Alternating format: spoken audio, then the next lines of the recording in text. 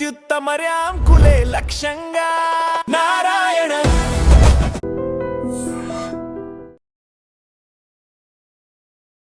So Donald Trump ఏం చేసినా చాలా పాజిటివ్‌గా చేస్తారు. చాలా జోవియల్‌గా ఉంటుంది. కిడ్డింగ్ అంటారు.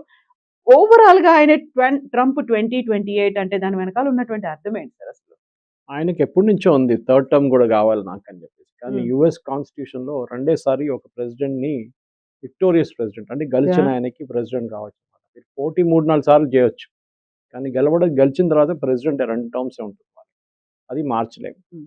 కానీ ప్రెసిడెంట్ ట్రంప్‌కి ఎప్పటి నుంచో ఉంది. ఎందుకంటే ఆయనకేమనిపిస్తుందంటే దీనికన్నా ముందు బైడెన్ గెలిచిన ఎలక్షన్ యాక్చువల్లీ ఆయన గెలిచారు. బైడెన్ ఓడిపోయారని చెప్పి ఇప్పుడు కూడా ఆయన చెప్తూ ఉంటారు. దాని వ్యతిరేకంగా ఇప్పుడు కూడా కేసులు నడుస్తున్నాయి కోర్ట్స్‌లో. కానీ ట్రంప్ గెలవలేదు. 2 కేసులు ఓడిపోయారు ఆయన. హ్మ్. కానీ ఇప్పుడు కూడా I have lost. I was cheated of the election అంటారు ఆయన. సో ఆయన ఒక I don't think it's serious enough. ఆయనకు తెలుసు ఇది చాలా మటుకు. కానీ ఇప్పుడు జరుగుతున్న దాంట్లో ఆయనకి ఏం అనిపిస్తుందంటే నెక్స్ట్ రాబోయే president candidate it can be either JD Vance or Marco Rubio. వీళ్ళిద్దరిలో favourite for US president is Marco Rubio. ఆయనకి జేడీ వాన్స్ అని ఎక్కువ పడదు. మీరు చూసుంటారు ఈ లాస్ట్ ఒక 3 నెలల్లో మేజర్ ప్రెస్ కాన్ఫరెన్సెస్‌లో అంతా వీళ్ళు సెపరేట్‌గా చేశారు. జేడీ వాన్స్ కొంచెం యాంటీ వార్ స్టాన్స్ తీసుకుంటారు. ట్రంప్ అయితే కంప్లీట్‌గా ప్రో వార్ స్టాన్స్ తీసుకుంటారు. ఇప్పుడు జరుగుతున్నది ఏంటంటే యూఎస్ పాజ్ చేశారు వీళ్ళ స్ట్రైక్స్ ఇరాన్ మీద. నెగోషియేషన్ నడుస్తుంది అంటున్నారు. ఇరాన్ అంటున్నారు మేము ఓన్లీ మెసేజెస్ పంపిస్తున్నాం. ఎందుకంటే ఒకవైపు బాబల్ మండేబ్‌లో సౌదీ అరేబియా, యెమెన్ కొట్టుకుంటున్నారు. And Saudi Arabia is attacking Yemen. అంటే యెమెన్ అంటే హూతీస్ మొత్తం యెమెన్ కాదు. అక్కడ వాళ్ళకి ప్రాబ్లమ్ వాళ్ళు సార్ట్ ఔట్ చేసుకుంటారని ప్రెసిడెంట్ ట్రంప్ చాలా క్లియర్‌గా తెలిసిపోయింది. ఇంకొక వైపు మేజర్ ఒక ఈవెంట్ జరగబోతుంది ఈ వారంలో బెంజమిన్ నెటన్యాహు యూఎస్‌లో ఉంటారు. సో ఆయన అక్కడ వచ్చే ముందు చాలా ఛానల్స్‌కి ఇంటర్వ్యూస్ ఇచ్చారు. And is very clear about Lebanon that I will not vacate Lebanon. Okay.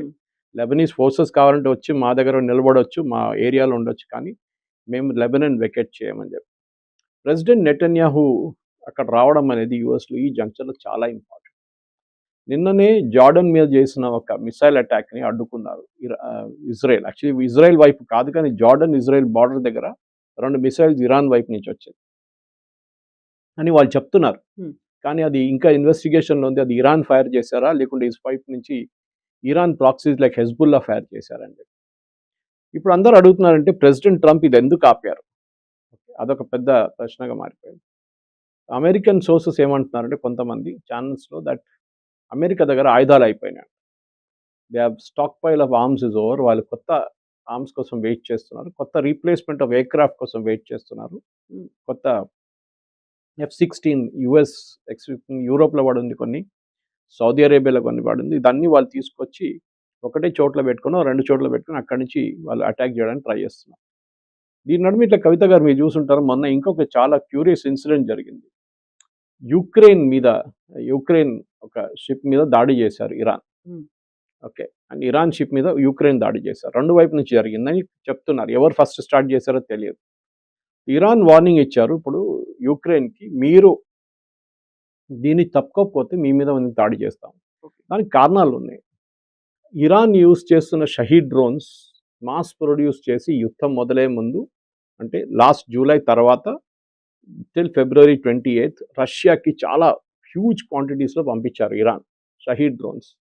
ఆ షహీద్ డ్రోన్స్‌ని యుక్రెయిన్ వ్యతిరేకంగా రష్యా వాడుకుంటున్నారు. దానికి చాలా మటుకు డ్యామేజ్ జరిగింది.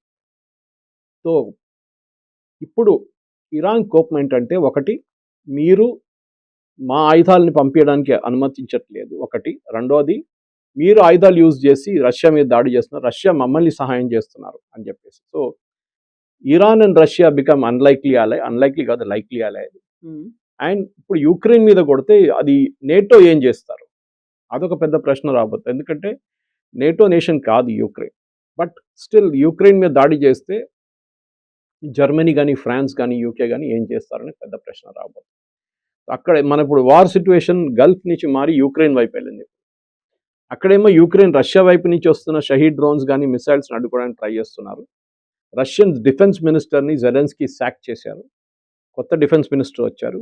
కానీ ఏం జరుగుతుంది ఇప్పుడు అనేది వెస్ట్ ఏషియా మారిపోయి యూరో ఏషియా అయిపోయింది ఇప్పుడు, అక్కడే గొడవంతం. సో ఇరాన్ మీద అమెరికా, ఇజ్రాయెల్ చేస్తున్నటువంటి అటాక్ కావచ్చు, యుద్ధం కావచ్చు, ఫిబ్రవరి 28న స్టార్ట్ అయితే ఈ రోజుకి ఖచ్చితంగా 5 మంత్స్ కంప్లీట్ అయిపోయింది. Correct. 6th మంత్‌లోకి ఎంటర్ అవుతున్నప్పుడు ఇజ్రాయెల్ పెద్దగా ఏం మాట్లాడట్లేదు. చేయాల్సిన పని ఏంటో చేసుకుంటూ వెళ్ళిపోతుంది.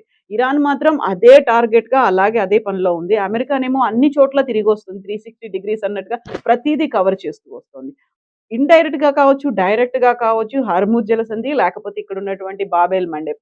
ఇవి 2 ప్రపంచవ్యాప్తంగా అన్నిటి మీద ప్రభావాన్ని చూపిస్తున్నాయి. ఒక రకంగా అయిపోయిందా అంటే అయిపోలేదు. బట్ స్తబ్దంగా ఉందా? ఒక పాజ్ పెట్టారా? కామానా? ఫుల్ స్టాపా? అంటే ఏది క్లారిటీ లేదు. ఫుల్ కన్‌ఫ్యూజన్ ఉంది. సో, నెక్స్ట్ ఏం జరుగుతుంది అనే దానికంటే కూడా నెక్స్ట్ ఏ దేశంలో ఎవరి మీద ఎక్కడ అటాక్ చేస్తారు?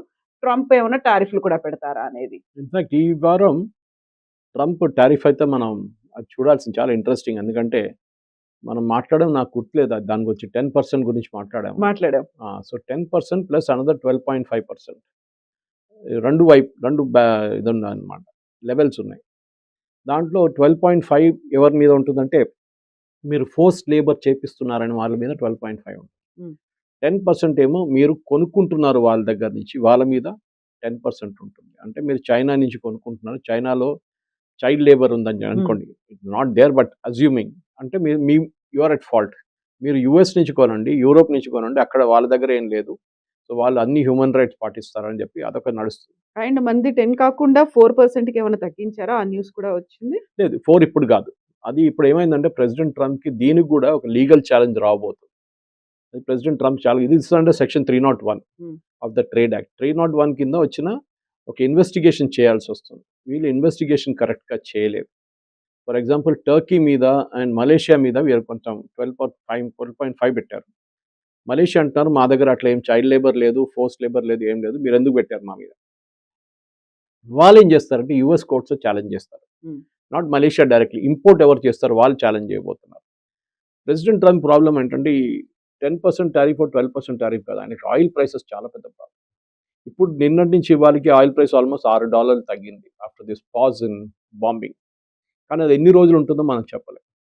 ఇన్ఫ్యాక్ట్ అలాంగ్ విత్ మన నెటన్యాహు గారు వస్తున్న పాటు Zelenskyy is also there this week in White House. And Zelenskyy ఏమంటున్నారంటే రష్యా ఇరాన్కి ఇంటెలిజెన్స్ ఇస్తున్నారు, యుఎస్ బేసెస్ ఎక్కడుందని చెప్పి, దాంతోపాటు దానికే కరెక్ట్గా ఇరాన్ టార్గెట్ చేయగలుగుతున్నారు అని చెప్పేసి. కానీ దాన్ని ట్రంప్ అంగీకరించట్లేదు. ఆలోచించ జెలెన్స్కీ చెప్తున్నాడు నా దగ్గర ఇన్ఫర్మేషన్ ఉంది, Russia is providing intelligence and that is how exactly వాళ్ళు మీ జార్డన్లో ఉన్న బేస్ మీద కొట్టారు, లేకుంటే ఇరాన్కి అంత కేపబిలిటీ లేదు.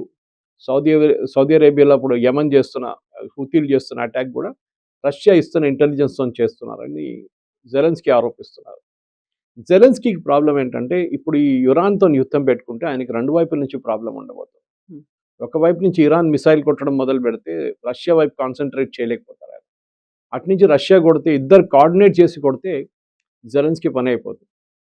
అండ్ స్పెషలీ ఆయన ఈ డిఫెన్స్ మినిస్టర్ని తీసేసిన తర్వాత అక్కడ చాలా పెద్ద ప్రొటెస్ట్ నడుస్తుంది, ఆయన రీఇన్స్టేట్ చేయాలని చెప్పి. ఆయన ఈ was a very popular guy defence minister వాళ్ళు.